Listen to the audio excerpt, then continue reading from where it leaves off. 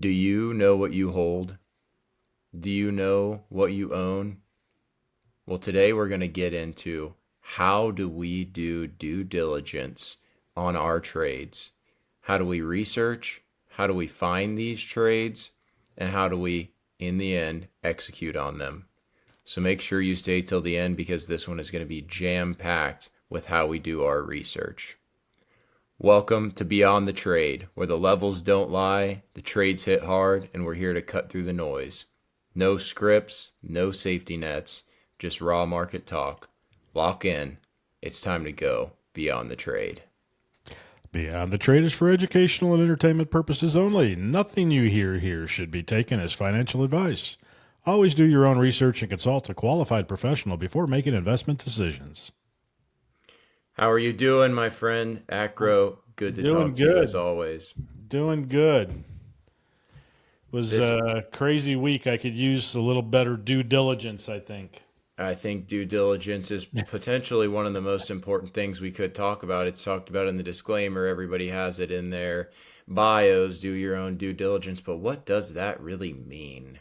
First of Yeah. all, we're going to talk a little bit about the past week, things we saw. So this is November. We have just entered November. It is the 2nd of November. And we just had the FOMC meeting. How did you feel about it?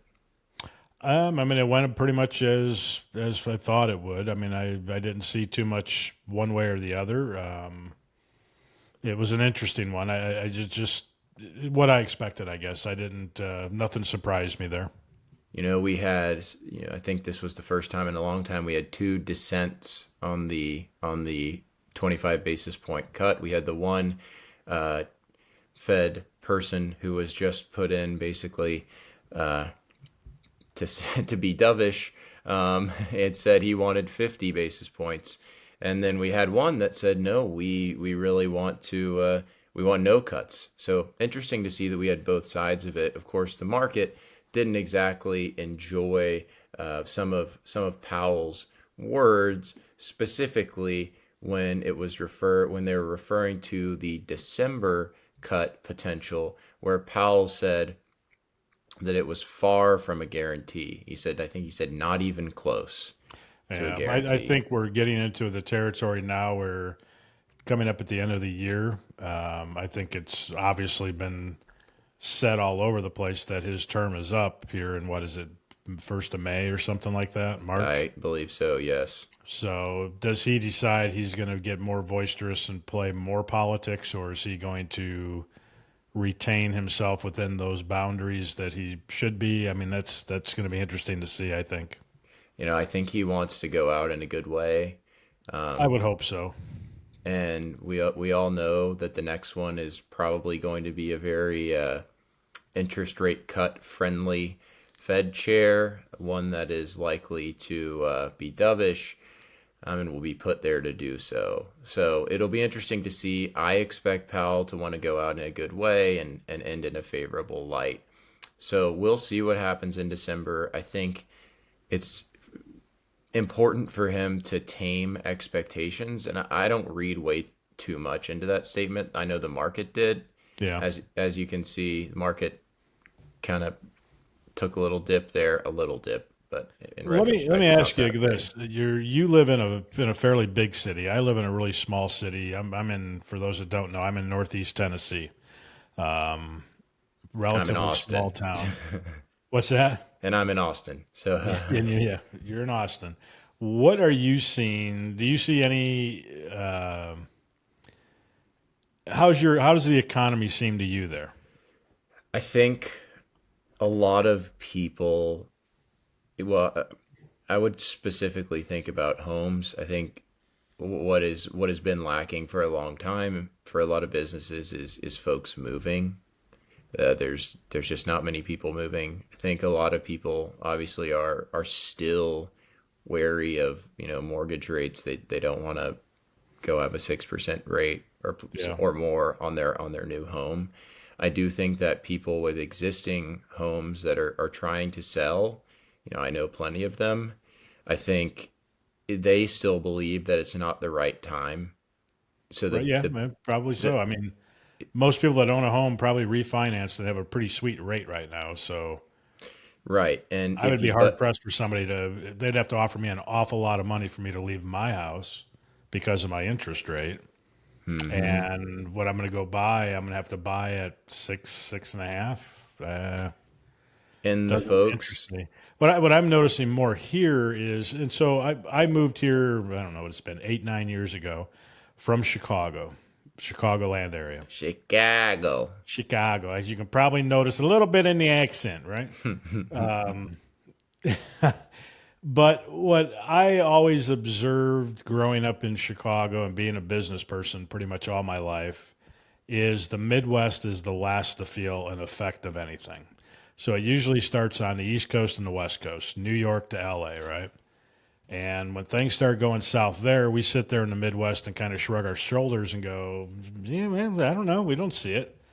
So the Midwest is kind of the last, I think, to feel the pain when something is going down. But what I've noticed here, and it's got me a little concerned as far as the economy, is in this little small town or a community of, I don't know, there's 40, 50,000 between two cities here, and then we make up the Tri-Cities, so we have another city that's got 75 to 100,000. But all together as Tri-Cities we're maybe 200,000, 150 to 200,000 people. Is I'm noticing an awful lot of what I would consider not mom and pops, but a little bit higher end restaurants have been closing one after the other, which concerns me because that's telling me that people that are not using expendable income, they're not going out to eat as much as they were. Yeah. And that's usually the first sign of a major pullback, right? Well, we recently saw Chipotle, Yeah. CMG, have a very bad earnings report, went down almost 20%, after already having another recently bad earnings report. And you see companies like Starbucks, where they're at yearly lows, 52-week lows, are very, very close. I agree with you. A lot of people don't have expendable income, Yeah. and Or they're tightening up. And I mean, the winner right now seems to be Visa, right? Everybody's charging everything. yep, uh, your Affirm, your Klarna.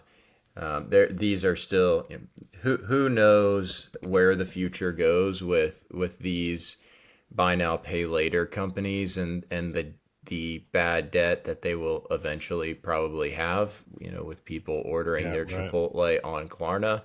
You never know. But I think what I'm waiting on personally is, I know that I'm speaking in terms of commercial real estate. People who built or bought in 2022/2023, specifically those who built, who are coming to the end of their construction loans, and their value of the property is significantly lower than Ah, where they modeled it to, and also where they got the loan. Say they got a 65% LTV loan, and if they're going and getting new appraisals, they're not gonna, and they try to refi, they're not, it may not cover what they yeah. currently owe. And so I think there will be a wave, and this may be a hot take. I don't personally think it's a hot take.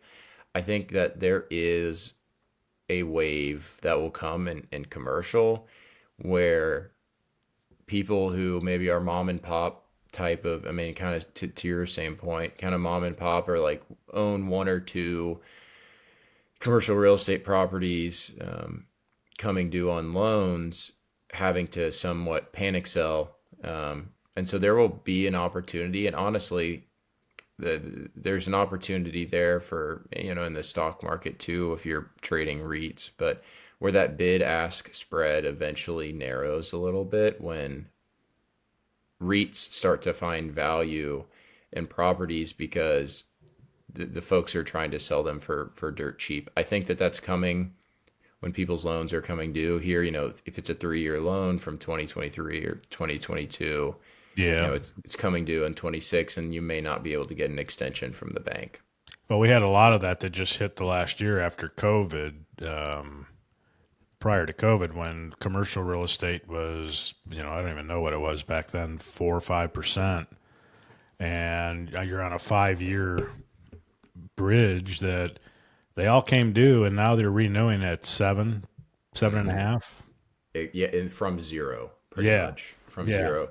And your property value, and I say the same thing for single family homes. Property values are decreased if you bought your home in 22 or 3, so it's just going to make it difficult from a refi I didn't mean perspective. to sidestep us on that. I just something you said in there got me thinking about the economy, and it's something that I was just talking to somebody else earlier today here about was our restaurant closings and the gloom and doom that some people are going to put on that spin. But I'm a little worried. I mean, I'll be honest with you. Moving forward, here we're getting close to the end of the year. What is next year going to bring? Man, it's really up in the air, more so than I can ever remember at this point. It sure is, and what I spend time thinking about is, once we get a new Fed chair in there, and say we're obviously ending quantitative tightening in December officially, and when the new Fed chair comes in and we probably drop rates, how does inflation respond to that? And are we ever going to get to that 2% goal? I think it's probably unlikely, Yeah. or at least inflation expectations are probably going to be a little bit higher going Yeah, forward. and unemployment is a concern. Obviously, AI is taking a lot of jobs. I think it's gonna weed out. I'm guessing, but I would say pretty much every big company out there can take a 25% cut in employees because of AI. Yeah, I And that's a actually lot with big companies. When you think of Google, Microsoft, Amazon, 25% is a lot of people. precisely, and I actually saw this chart. I can't guarantee the accuracy of this, but it was an interesting chart that I saw on X. Was the S&P return, the S&P chart overlaid with the number of job openings, and then when ChatGPT released, and it was like stocks went up, whatever, a lot of percents, and then job openings went down 20 or 30%. And I believe that. I do believe that. You see it kind of everywhere. I don't think it's purely because of ChatGPT. I think AI is helping for sure, and it will continue to be incredible. But I think a lot of it is just corporate profits. You Yeah. make more profits when you have less overhead. So Well, I'm and we seeing a just lot of had that. earnings on some of our biggest AI companies, right? Microsoft, Amazon, uh, Google. And I saw some article earlier that between them, there's something like $600 billion that they're combined are going to be investing into AI. And we see that number, that 600 billion or whatever it is. It's a large number, That's but that's huge. going to be spread out over time. It's not just an immediate infusion. That's a long run investment goal. Yeah, that was a 10-year number that I saw. But a lot of that is coming up fast. They're saying by 2036, they're expecting it to be closer to a trillion. Yeah, Between the top five anyway I on totally capital investment. believe that. But we're in an interesting time where things like Project Stargate with NVIDIA, Oracle, who is the other, OpenAI, kind of all teaming up to become the AI giant of the world. And it makes me think that train is far from gone. The train is just beginning. I think there's going to be bumps in the road, but I think the AI trade is something that is it's fundamentally going to continue. I mean, you saw how much this is just a kind of a silly example, but Meta dropped on their VR, right? Their whole metaverse or whatever that they made a few years ago. These companies Yeah. don't care that they will do. I mean, capex is really nothing to them, and honestly, they're incentivized to spend more. So, It's funny. I'm glad you brought up Meta because I got some stuff to talk about them later. I didn't mean to perfect. sidetrack you, buddy. I'm sorry.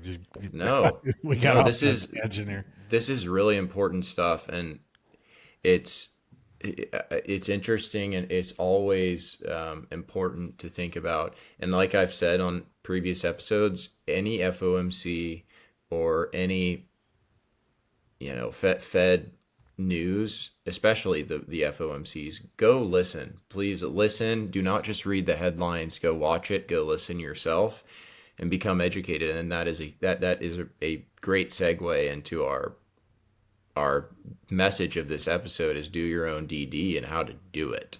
Yeah. So I'm happy to get into that. I mean, are you ready? Yeah, let's do it. I mean, and for those listening, you understand that the difference between Adam and myself is he is more long-term investing and buying commons, buying shares in a company. I'm day trading options. So you're going to get two different perspectives here on how you do your due diligence, which I think is when I started thinking about it earlier today, I'm like, this is going to be very interesting because they're going to be quite different. Exactly. And that's why it's perfect that we're doing, this podcast together is the differing views. And so for me personally, whenever I am thinking about a position or wanting to get into a new position, it's been tremendously easy to use AI. And I've said this on countless episodes as well. It's using ChatGPT or whatever one you use. I always ask it a few things. I always say, tell me, and now of course it's learned what I want at this point. Yeah. Whenever I ask, and I say, tell me everything that there is to know about blank, and insert company here, and tell me everything that I should know about it. What are their products? What's their revenue? What is their outlook / guidance? It's always a key word, and that's what everybody cares about. You could beat on EPS, revenue, and EBITDA, everything, but what really matters is the outlook. And so I want to know about the revenue, the outlook, the future, the catalysts, the near term and long term catalysts that they have, so that I can expect, when is that inflection point going to hit? So for me personally, a recent trade that I took that a lot of us have talked about is, or that we've talked about for a while, was NVTS. This was one that I entered around here at around 8. Of course, I was a little late to the party, but I heard, and you see, I get a lot of information through X. X is a great resource. You don't have to post anything. Just go in there and do $NVTS, right? So I saw it pop up a little bit, and X will learn about you. So if you are into stocks, go follow accounts like ours. Mine is at Adam Sliver, SLIVER trade, and his Acros is at Acrotech _1. And so, I follow accounts that tweet about, new stocks that I may not have been looking at yet. And then the algorithm will kind of learn, like some posts, the algorithm will learn what you like. And so the other advice I would give on that too is as you're sitting there watching your charts and all of a sudden a move starts happening and you're looking at what's the news? If you go into X and just type in $, whatever your ticker is, I guarantee you will find out exactly why that stock is moving within seconds. you will find at least 10 posts on it. Yeah. More so than, there's Bloomberg's and all this other wonderful stuff out there. But, come on, we're cheap. We're looking for the free stuff we can get. And X, the $, FinTwit, whatever you want to call it, is invaluable. We are. I mean, we are for the people. This is the freest. This is the freest. We're a free resource. We love free resources. So on here, I just learned, these guys make semiconductors for. They had an agreement, I guess they were on a list, kind of an NVIDIA white paper. They were on a list of potential future suppliers for NVIDIA's new chips, simply put. And so that's what caused this kind of move up into from five, sixes to eights. And so I did my research, right? I asked ChatGPT all of the things that I just listed off, especially near term catalysts. And what it told me is you can probably expect around Q4 that they are going to announce their qualification for, they will have shipped demo chips and they will announce their qualification, basically, NVIDIA telling them you're good to go to start producing these chips for their future products. And so I knew that I'm entering this. It looks good. It's kind of pre-big news. Big news is coming very fast. It's September when I was entering this position, late September, and so Q4 was right around the corner. Actually, no, sorry, it was early October, so we were already in Q4. And so I knew that that was a very near-term catalyst. And right, it could go the opposite way. They could have said, hey, we didn't qualify. That was the risk that I was taking. And you have to obviously know what you're willing to lose on something like that. But within days, this thing shot up to 15 on a Monday. This Monday right here, or it was a Tuesday, sorry. No, it was a Monday. They announced after hours on Monday. And so you saw this Tuesday and Wednesday move because of that. So revenue needs to be a real company, need to have real products. They need to have a real pipeline of what is the future orders. Make sure that you're researching stuff that's in an industry that is growing. You obviously don't want to be in something that doesn't have growth. And then what's the outlook? What is the company forecasting they're going to do? And then what are the near-term catalysts? And one that I'm in that kind of falls in a weird category is is LTBR. Yep. I mean, when I got in at the right time, I liked it. I did some research. Where did it come from? ChatGPT. I put in, tell me about nuclear power, data center energy. Who are the players in these micro nuclear plants? And LTBR popped up, and they're tied into OKLO as well. One builds the nuclear reactors, and LTBR provides the fuel. And they've got some unique stuff on fuel. But the thing to understand is, even though they're way up here in the last month or two, maybe a little bit more than that, but they have yet to ever make any money. This is a concept that hopefully goes in, and it's as they start releasing more data, they're on the verge of getting some federal approval for their fuel source for nuclear. So, I mean, it's risky. It's definitely risky. But I mean, that's where we're all looking for that one that you get into before everybody else, right? I mean, if everybody knew about Apple 50 years ago and bought 1,000 shares of it back then, you're probably not listening to this podcast. Let's be honest. For clarification, we are not saying to go buy LTBR right No, now. yeah, no, not This at stock all. has had It's an multiple. example of a company Yeah. the stock that's rising rapidly, but yet if you look at the bottom, there are no earnings that they've reported because they have none. Yeah.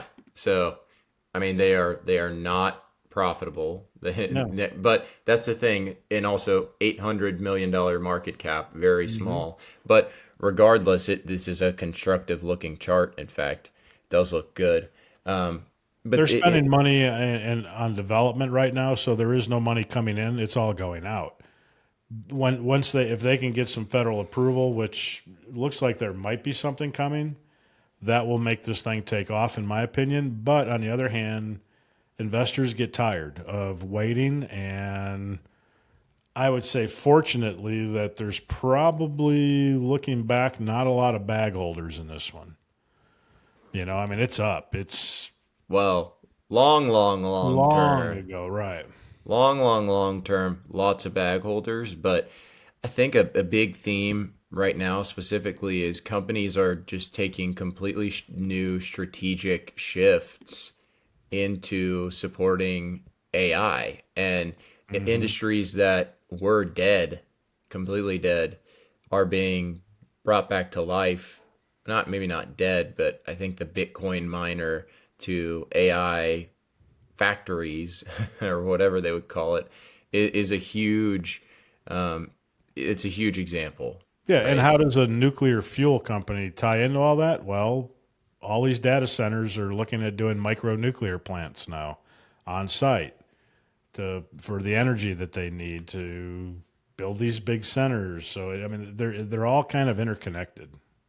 And I would say the thing to watch out for, another thing, especially if you're trying to find, if you're playing smaller companies in terms of market cap, and a little bit more risky, less revenue, and trying to kind of hit a home run. Of course, always remember base hits add up. The small wins always add up. So don't always shoot for the fence. Yeah. Make sure you have your risk in check. You know what you are capable of losing, and you're okay with that. And then if make sure that you're not just swinging for a 10xer, because not everything is going to be a 10x, and LightBridge is certainly not going to be the next Apple. Can't No, even no, compare it no. there. But we all want that. So I look at the levels I have in there, and it's like they've had only one dip buy opportunity, and that was towards like October 22nd when it yeah, if you took a go to the drop down. drop down to Other about than 20, that, 20 prior to that, 21. it's pretty much been solid since mid September. So you got a level at like 1350, and then the next one is 1750, and then Yep, it's 2150, and then 3120. It makes these big jumps, but not to say that next week it's not back down to $14. exactly. Something, just like the materials trade, right? Yeah, The rare earth metals trade. It was just one, and I think I may have said this, and I think I probably did. But I've been thinking it's one statement from the government away from dumping the entire trade, right? If it was said that we agreed to, that we were going to import them, and the whole U.S. and China thing was just going to be resolved, then we wouldn't have that weird rare earth metal shortage, I yeah, guess. So it was just one speech, one statement away. So just know that some of these companies that, if you're trading, kind of a trending trade at any time, that you could be just one press release away, right? Any exactly, from a big dump. exactly. I mean, one here, right? You could have entered MP at around 90 ton of volume in the 90s, and now it's back down to 60, so you're 50% down. But it's The thing to important. remember though is take your profits. Take profit, get out, sell half or whatever. I mean, I don't. This is one of the few that I actually own commons on. So I've bought and sold probably a half a dozen plus, maybe a dozen times over the last 3 months. When it dips, okay, I made some money, I sell it, but I kind of record that too, so I know what I've made. So getting back in, I can say, all right, I've made some money on this. It's hit back to a previous level and it bumps up again another 15, 20%. I'll sell half that position, take that profit, but I track my profits so I know what I've made on it over the course of the year anyway. And it allows me a little bit more leeway on getting back in.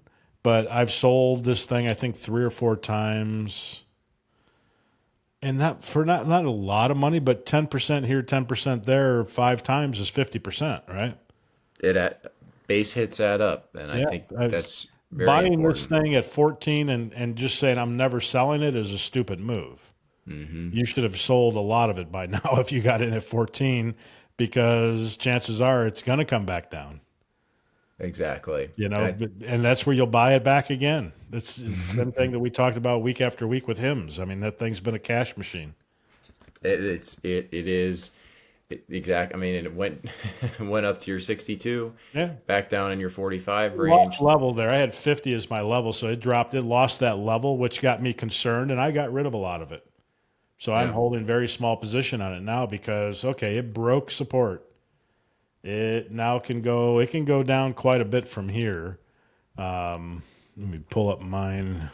Him's earnings is on Monday, by the way. Yeah, and that's the other reason that got me leery about it is okay, we have earnings coming up. They've had not a lot of great news.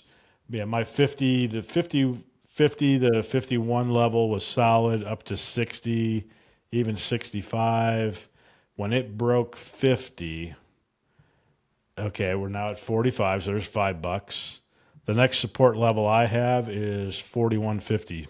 Yep, I see that too. Where So, the bottom of August, bottom of June of and the 20. scary part is Yeah. if it breaks that level, the next level is $24. Yeah. Yeah. I mean, or in the low 30s at least. Yeah. But Hims is a more established company, right? This is a $10 billion company, especially on your smaller ones, your growth companies that maybe are a smaller market cap and need capital in order to continue to spend on R&D and new products that they're building.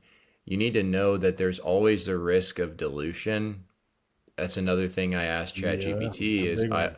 I always ask ChatGPT, when was the last time this company did an offering, right? When did they sell common shares to the public? Or lately, it's been a lot of private placements where they agree with a bigger investor on a price amount. And sometimes that includes warrants. And for those that aren't aware of what warrants are, it's basically just one share. It's a one share option at a certain strike. Usually it's significantly above the current stock price. So I've seen a lot of deals lately. I mean, one that I've been watching is Poet, and they had a deal I think around here. I talked about this one last week. I still like this one, by the way. They had a deal where they sold shares privately to a group at about approximately 725. Actually, that was a full private placement. But earlier they did a 50, that was a $150 million raise. They had one earlier in October where I believe it was about 75, and they bought shares at a certain price, and they also gave them warrants in it. So know that that is future dilution that can come. So make sure that you get an idea. And again, ChatGPT or whatever your AI is can do all of this. Say, what does the dilution look like? Are there warrants out there? When was the last time this company raised money? What is their cash position? What is their debt position? Knowing their debt position is very important.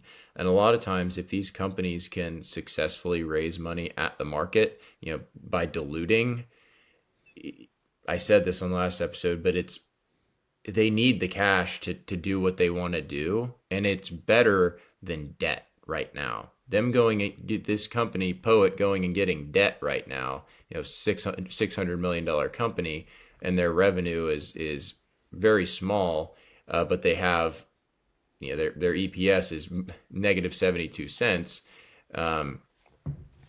They have to have the cash for future growth. So right now, if you're kind of swinging for the fences on some, make sure you know the picture of potential dilution and when was the last time companies did offering and what is their cash position, right? If a company has no cash, they're probably going to raise sometime soon, especially if they're not profitable.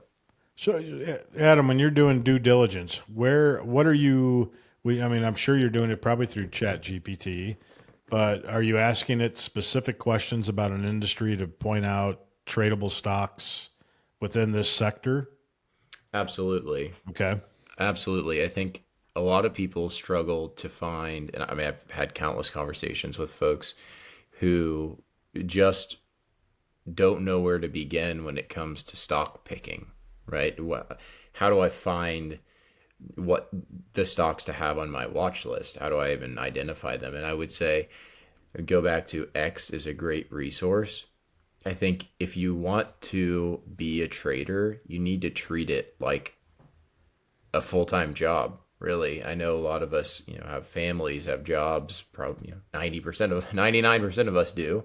And so it's hard to have two full-time jobs or even consider it a side hustle and commit 10 to 20 hours a week. You really, if you're putting real money on the table, you need to treat it like it's an occupation. Of course, don't let it interfere with your work. That's what But makes it hard for a lot of traders. If you're working a 9 to 5, and I mean, let's be honest, if you're driving an Amazon truck, how in the world are you trading? I don't know. I couldn't do it. Like, it, I couldn't. I have to be in front of the screens looking at the tickers.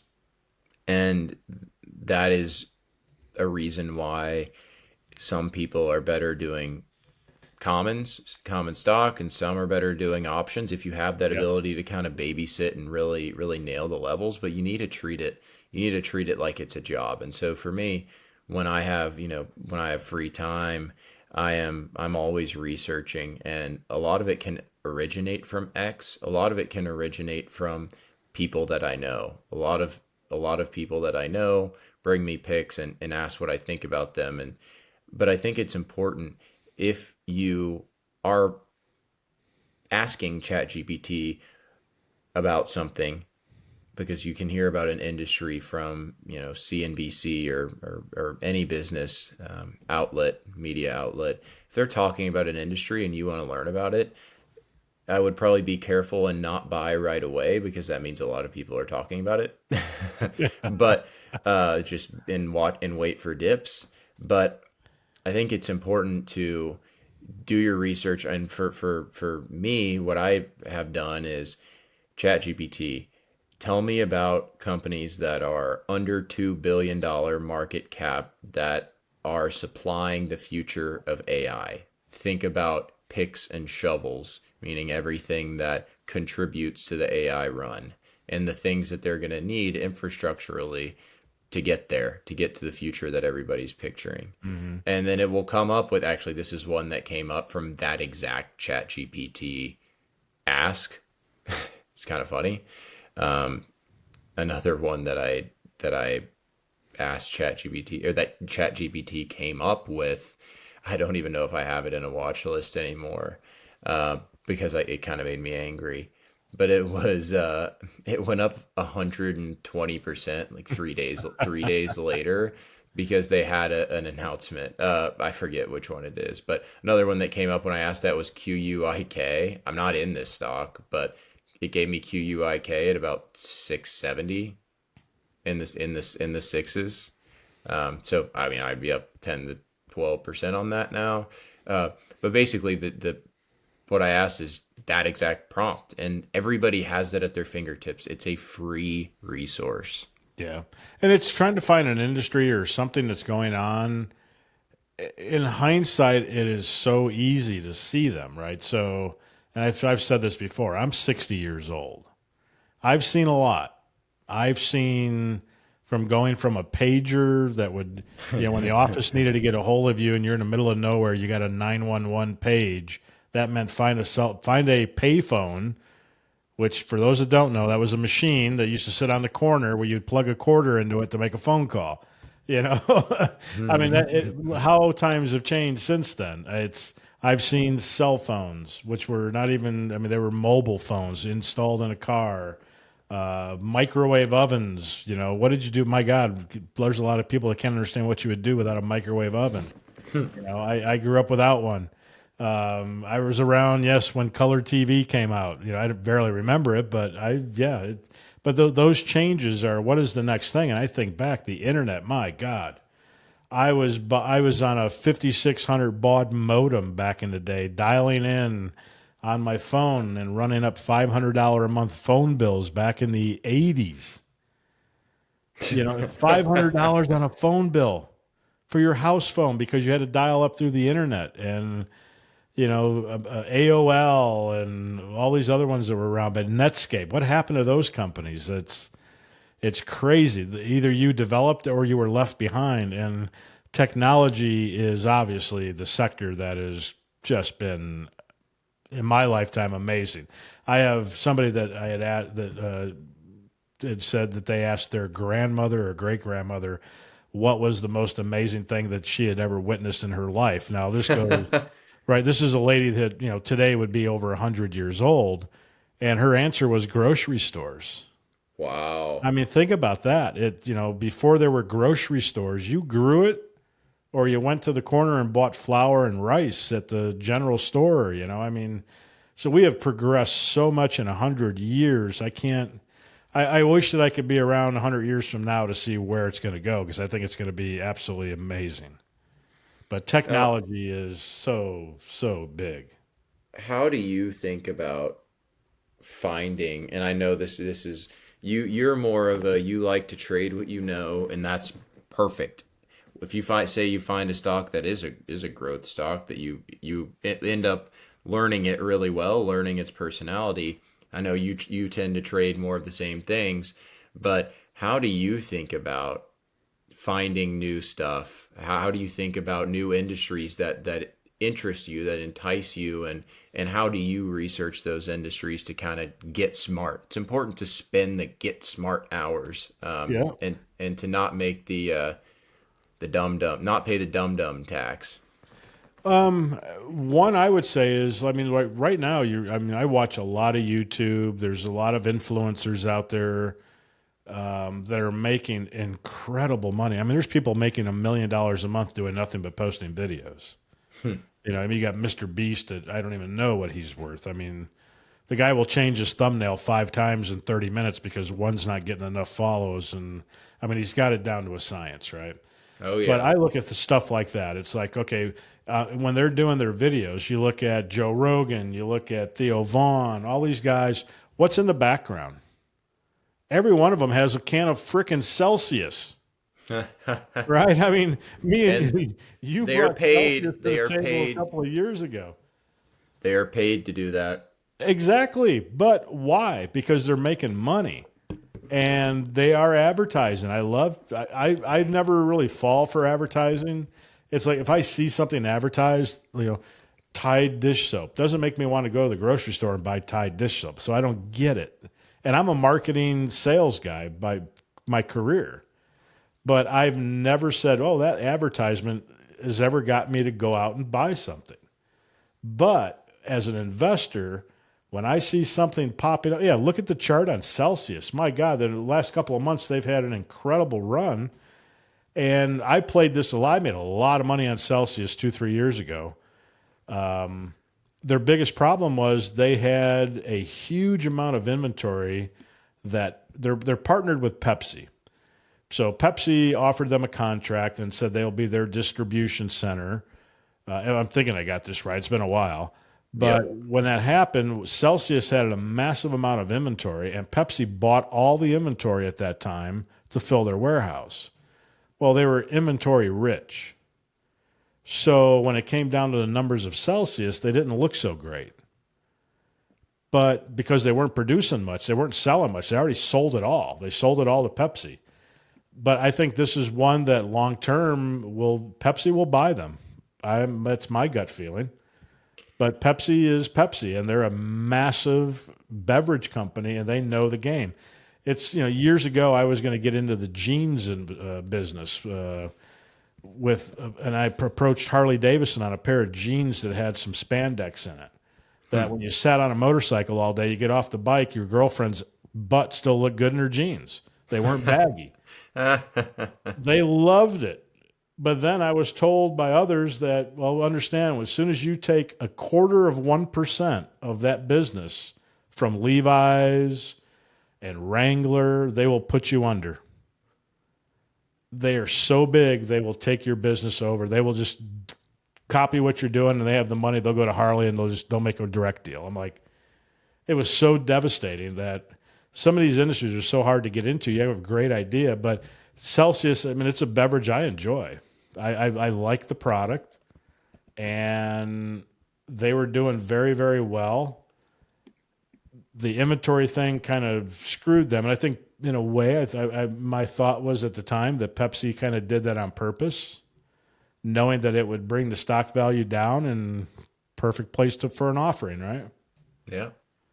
I think one of just the most key thing that you said there is what is behind the greater goal, right?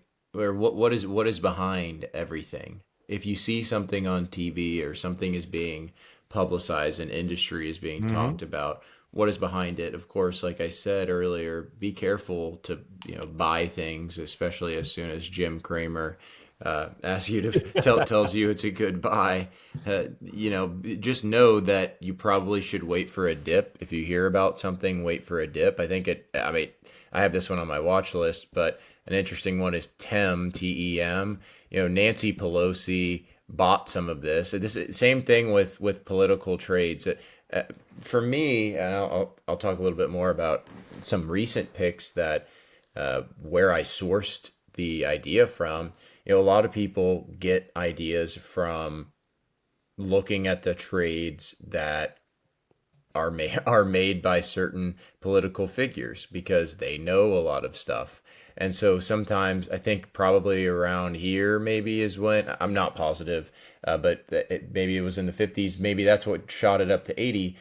But as soon as you get that big news, be careful on entering as soon as it's publicized because it's probably going to take a dip. Just remember, everything can take a dip. Do not buy things whenever you first hear that big news. That's my personal rule. You can still make Yeah. money if it's a continued move, Well, look but a at where the lot. volume spike started on that one.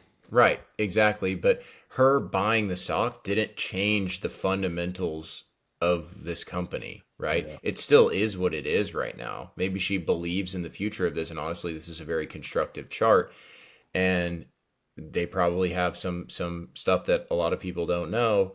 I think that once you wait for the dip, there are almost always pullbacks. I'd say more than 90% of the time, you can get a better entry than when you first hear about something. Absolutely.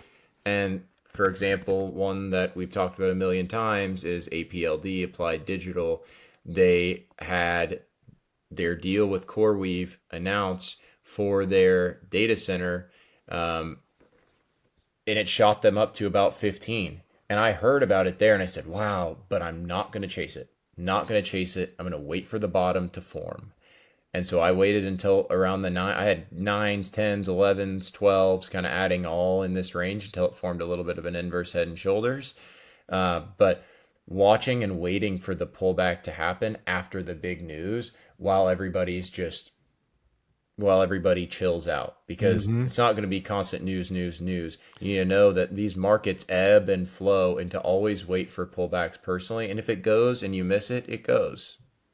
I can relate to that because even though I'm pretty much day trading and doing options, what gets me interested in a company? I thought Meta was way overpriced a week ago, $760 plus, almost $800, and then all of a sudden it's taken this big massive dip here, back down to almost 640. And this is one that's on my list for moving forward here to the end of the year. I'll probably look at buying 30, 60, 90 days out, maybe a little further out on Meta because I think it'll regain right back where it was. The worst part of their news on earnings was because of the big, beautiful bill, new tax increments that forced them into and I forget the exact dollar amount, but a large amount of taxes due based on the new taxing bill. Hmm. So that took a lot of their money out of their pocket. Does it make the company any worse? No. I mean, Meta's still Meta.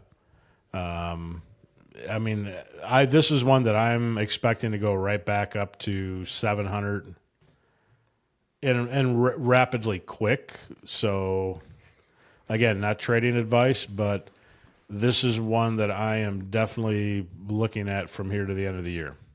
And I think I actually bought a position Friday right before close to get a starter Hmm. on it. And we talked Nice. about this. I'll buy a couple of contracts to get started, so it's on my screen and I'm paying attention to it. So it's there. If I see it making moves, I'll go in and see the news, what's going on, and I'll increase that position hold on it for options. But Right. yeah, and that's how I do my due diligence. I look for the big dips. what's the catalyst that has driven this thing down or up? And do I believe it or don't I?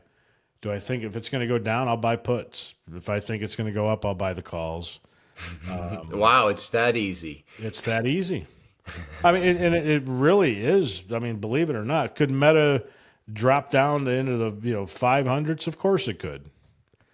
Yeah. Why would it though? I can't think of any reason. The big thing on that big red candle Friday or whatever it was that Friday?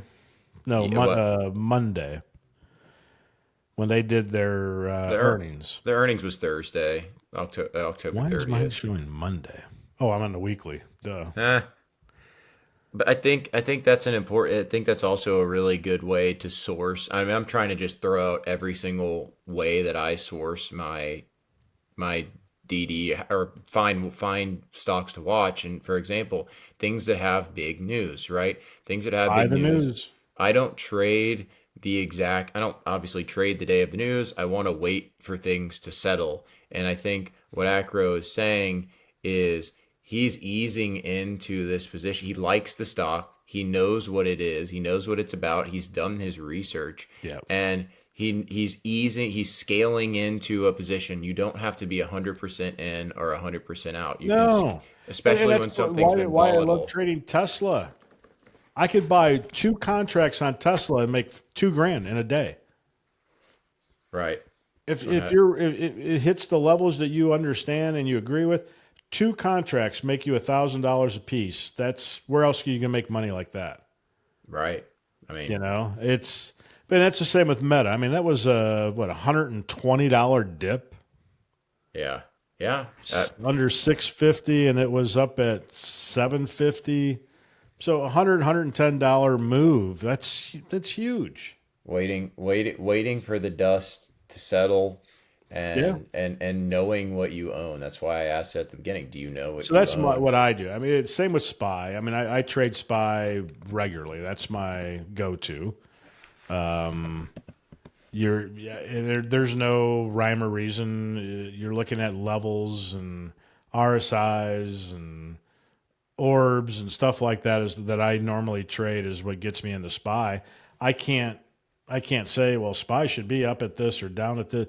There's 500 companies in there making it do what it does, right? Exactly. And that's why it's important, again, to what we very first talked about, is to be educated on the macro environment. I would not trade SPY when you have no idea, when you don't even know that there was an FOMC last week. Yeah, that would be a huge mistake. And you have no idea what they talked about, what they said. Again, I know I sound like a broken record, but you can literally just ask ChatGPT, please summarize everything that Jerome Powell talked about, especially in the Q&A, and tell me, rate it on a scale of dovish to hawkish. Dovish meaning, yay, we're going to ease. Hawkish meaning we're probably not going to get as many cuts as we think. And rate it on a scale and give me specific quotes from what he said that I should use to base my trading off of this week. I mean, it's very simple. Yep. Being a day trader, trading mostly options, I look for moves and levels, or something that's at a big move up or down. I put those on my radar and I watch them.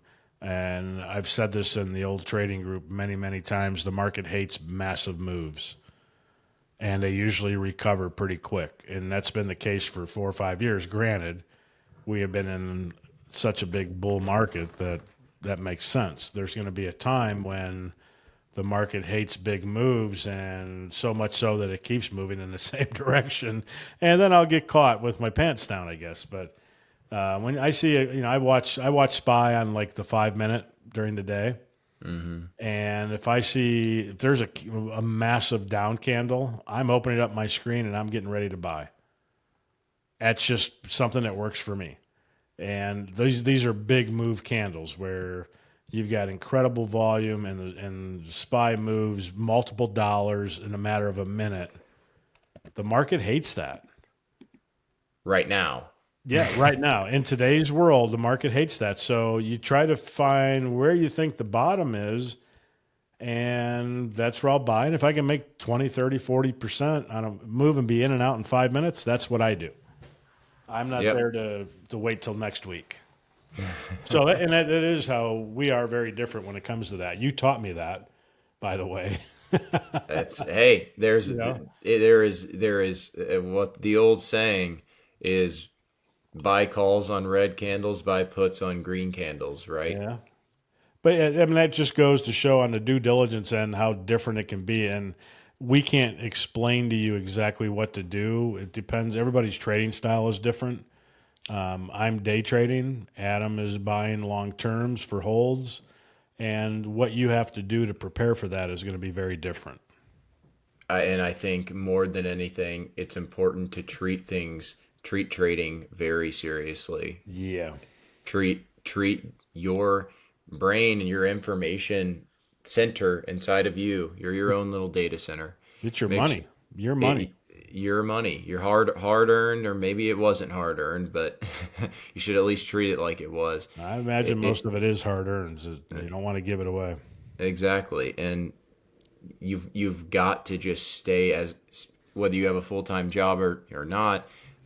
It's important to just learn as much as you can and treat the market like a full time job because if you don't, you're going to get caught. And and again, scaling into positions is a great thing. And even though you may feel really confident on something, know that your DD could still be incorrect, right? You could have Hmm. you could have had a really good feeling about Meta's earnings recently, and it still went the opposite way. So please, never put all your eggs in one basket. And when we say buy calls on red candles, wait for don't buy it on the first red candle. Kind of wait and see and let the dust settle. Don't just spam the first red candle, but knowing what you're holding also gives you a ton of conviction for keeping that position. If you don't Yep. know anything about the stock that you're holding, then it's going to be really difficult for you to have conviction. And the people who get paid the most are the ones who are patient. What's the quote is the market is the gradual transfer of wealth from the non-patient to the patient. That's it. And the thing is, if there's no reason to get into any play, if you don't know where support and resistance is, why are you getting in? I mean, for me, is the bare minimum you should know what is support, what is resistance. And it's a matter of 30 seconds looking at a chart where you can draw those lines. I want to get in, but is it in the middle of between both of them? I would probably wait. And again, what time frame are you looking at? 5 minute, hour, daily, weekly, monthly? It depends on what you're trading. If you're day trading, you're obviously looking at a shorter time frame. But if you can't identify support and resistance, and you just want to get in because you have a feeling, my God, stop and at least draw two lines. It is very, and I think that's a perfect way to close this out is make sure that you have, I explained a lot of fundamental analysis, right? Make sure you have your fundamental analysis, and of course, make sure you have your technical analysis Absolutely. all all in the same picture. Use multiple time frames to see what's the macro move here, right? I'm not going to go short on SPY thinking there's going to be a 2% dip tomorrow when we haven't had a 2% dip in months, or Exactly. just know the macro trend, then zoom in. That's my process. But make sure you know that the fundamental DD, the technical DD, and obviously we talk a ton about technicals. And I think this is kind of an all-inclusive overview of just how we look at performing DD. Yep. I would like to, you got to get into Sunday bangers. Sunday bangers before we sign off. Sunday bangers, everybody. Welcome to Sunday bangers. Sunday bangers. So I have a couple that I'm thinking of. I like LAES. This is one that I've done some DD on. And also you have IONQ's earnings this week, which will be a catalyst. This is a company that is working on post quantum chips. So it's kind of a cybersecurity chip that meant to protect meant to protect your whatever is going on in your tech against the eventual quantum computing capabilities. So this one has done great, and here Man, this thing moves so much during the day. I see a little bit of an inverse head and shoulders here. I mean, this, if you zoom out, so, I'm pretty zoomed in thinking that where we are is currently the top, but you zoom out and this baby looks ready to go. The volume's there, the formation is there, the dust has settled. I think this thing is, and I think IONQ's earnings this week could potentially be a big positive or negative catalyst. It's still a catalyst, but this one looks like it could be a Sunday banger. Cool. Another one. I hope you're right, because I'm into this one. I think a lot of people are. I still like Poet. I've talked about it. Big dip because of that offering, that private placement offering that we talked about last week. I still think this one is probably going to be a good company. I think they're addressing a big market for the future. The future. But you zoom out on the monthly, and you cannot. I mean, I look at every single time frame. Look, I have 4-day, 3-day, 2-day. I'm just looking at formations. I know the fundamentals. I know the technicals. Look at this right here. Inverse head and shoulders. I believe this is going to be a banger. Long term. And then here's one that I can't help but not talk about. ARM. I believe ARM is going to be a monster. They have earnings this week. Big. You have to zoom out, right? I'm looking at stuff that I want to be able to do this. I want to be able to zoom way out. And for those who are just listening and not viewing, I've zoomed out to where the y-axis of my chart has 600 on it, where ARM is at 170 right now. But you have to think about, look, it's holding all these levels. I think ARM is primed for all-time highs. I think it is. I think this one could potentially have good earnings. If ARM has good earnings and it breaks all-time high, I think it could potentially, and quote me on this, if it goes well, I think this earnings, they're going to talk about how they're going to be a big player in the AI space. They have a lot planned for it. There it is. I think it's going to gap above all-time highs, and I think it's going to squeeze into the 200s. Year to date up 35%. I think 17. Okay. ARM 200s. ARM 200s. And again, this one is 80 to 90. I can't recall the exact percent owned by SoftBank. You're only trading about 20% of the entire float on the market, just so you know that. SoftBank doesn't sell, but eventually they could sell, right? Just know the inside holders, including CEOs and stuff, can sell stock. So just know that can be heavy at times. But cool. My Sunday banger call is ARM to 200. Okay. My two HIMs I got cold on. With earnings coming up and the way it lost its support, I'm not a big fan of HIMs right now, but it's giving you buying opportunities as it continues to drop. So I've talked about it, I think, almost every episode. So I'm going to throw my 2 cents in there as I'm getting a little cool on HIMs. I think maybe it's run its course for a little bit. They are definitely an up-and-coming pharmaceutical company, but they don't make anything, right? They sell subscriptions. Nothing wrong with that. There's massive companies out there to do that. HIMs, I'm going to wait and see what happens. I'm waiting for earnings to make a call as to if I want to get back in or not. FNMA, Fannie Mae, government stock.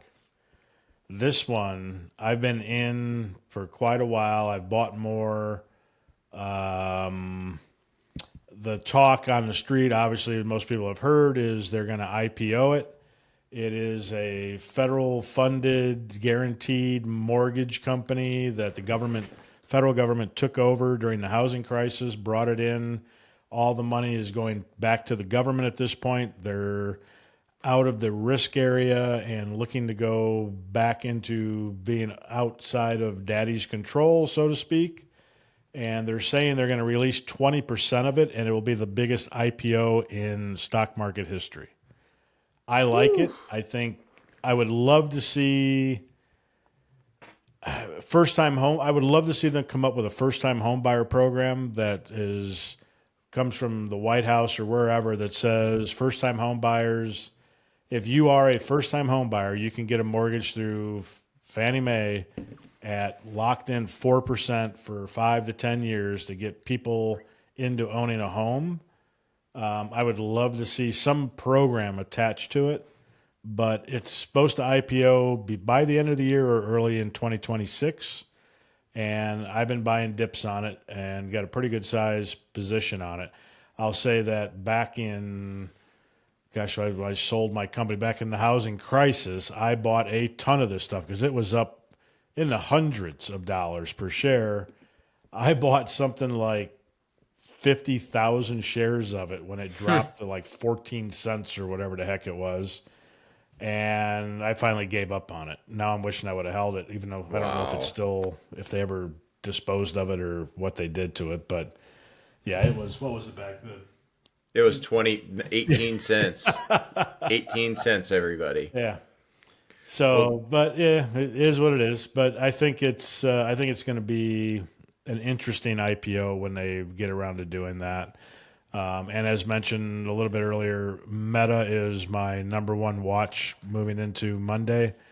I think that big dip on earnings was mostly because of the large tax bill that they had to pay. And it's still a solid company. I mean, I'm not a big Meta fan as far as Facebook and what they do, but you got to give credit where credit's due, and I think it's a company that's going to be over $1,000 here in a relatively short time. How about that for Sunday bangers? There's my banger. These can I'm be buying long-term options on Meta. These can be totally wrong. These can be totally wrong. As we said, this should not be taken as financial advice. These can be totally wrong. Well, that wraps it up for me. I thank you for listening, everybody, and please support us. Please follow on whatever podcast outlet you listen to, Spotify, Apple, or YouTube. Like and please rate. Feel free to comment. Just boost our engagement. We're excited if you're not following us on X, please do that. That helps us determine how many people we're picking up, and is anybody listening? We don't know, but we enjoy doing it. So this helps me prepare for the week, whether any of you like it or not. Absolutely. That's the whole point of this. Just bringing education to everybody and trying to just there's food on the table, and we want everybody to eat. Basically. Yes, sir. We're here to help. I mean, that really is. This is the thing that, like, I feel my calling. This is why I agreed to do this with Adam. I love it. It gets my mind in the right place on Sunday night before the market opens on Monday. And we have a midweek special bonus coming. Bonus. What do you got, Adam? Tell us about it. We have got a friend of mine coming on to talk about taxes, and I'm excited about it. The year is coming to a close. We are going to need to know, if you're holding a position that has a loss, if you have gains, short term, long term, all of the details are coming midweek. Yep. Get ready, get excited, and we're going to continue to keep rocking this thing. Help everybody prepare for the year end. Absolutely. Get your taxes in order. If you made money, guess what? You're not going to be able to keep all of it unless you had losses up ahead of it or in front of it to offset it. But I have really good expectations from this conversation. I know corporate tax very well. My personal side, I could use a lot of help. And that's what we're going to bring. That's what we're going to bring. So get ready for that, everybody. And please, again, support, follow Beyond Trade Pod on X. We're posting news there too, not just the episodes. So follow along, like, subscribe, and let's keep growing this thing. Mike, thank you very much, sir. Thanks for listening, guys.